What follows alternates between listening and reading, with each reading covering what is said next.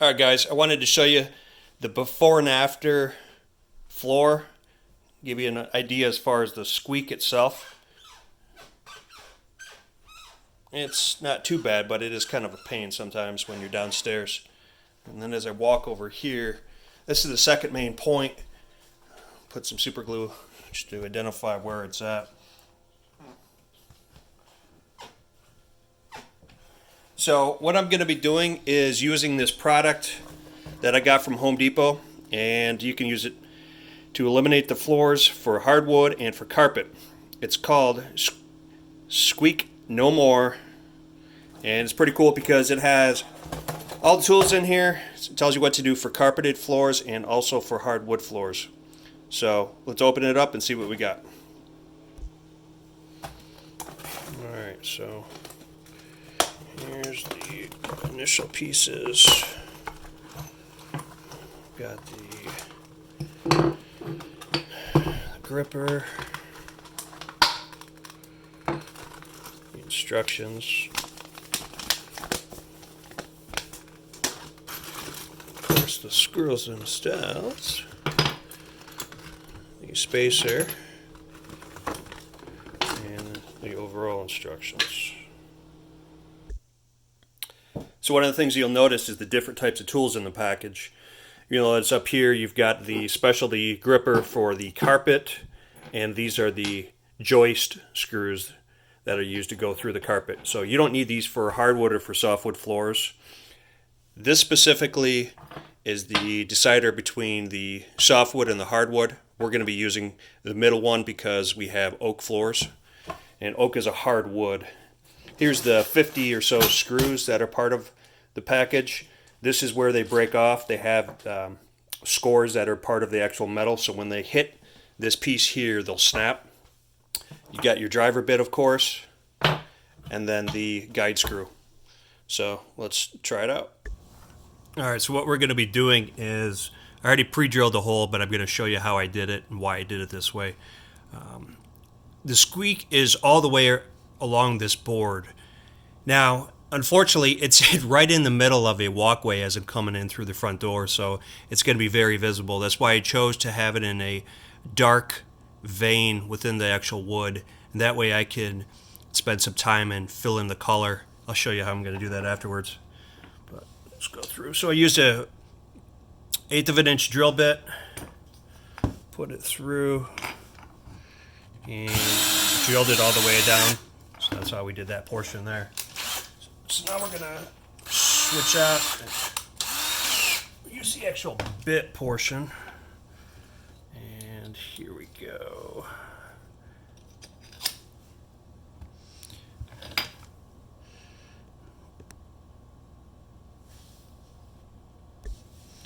All right.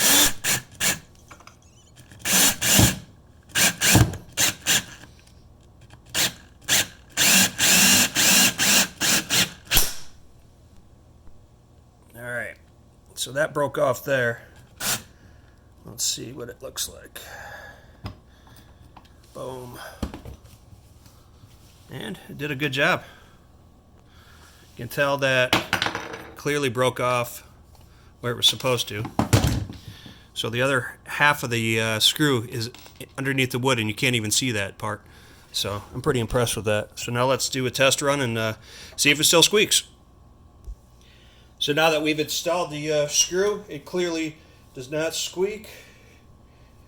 Walking all over here, so pretty impressed with it. Let's go check out the next one. Alright, so we're going to put a little bit of the this plastic wood all-purpose filler in and get it nice and full. A fair amount on there. So we'll press it in.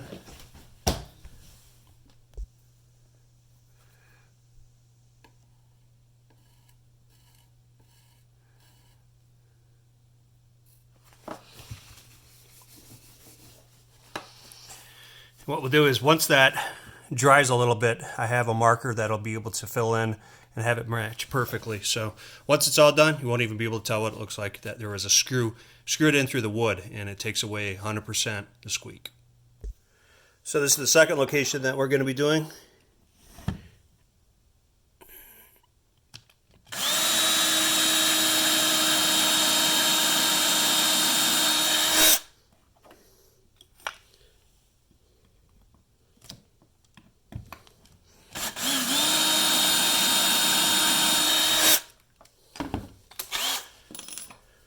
swapping it out with the bit and the breakaway screw.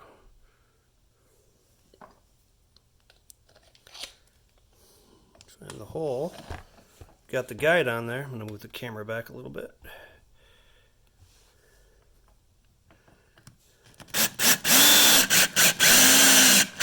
One thing to be aware of is once you get it down about an inch, it starts to really become tight. So make sure your battery has enough juice in the drill or else it'll die and it could break off too easily, which then would leave you with a little bit of a mess. Boom. There we go. Broken bit. Rubber screw.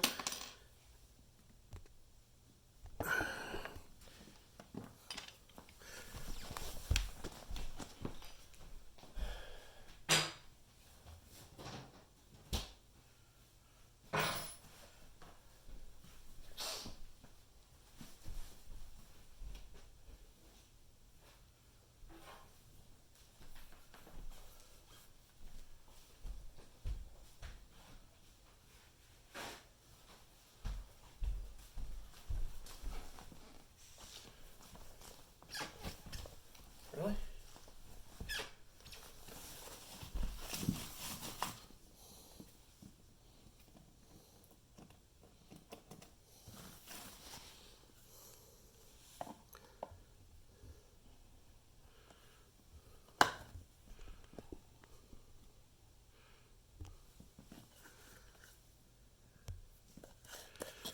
All right, now we're going to put in the plastic wood filler.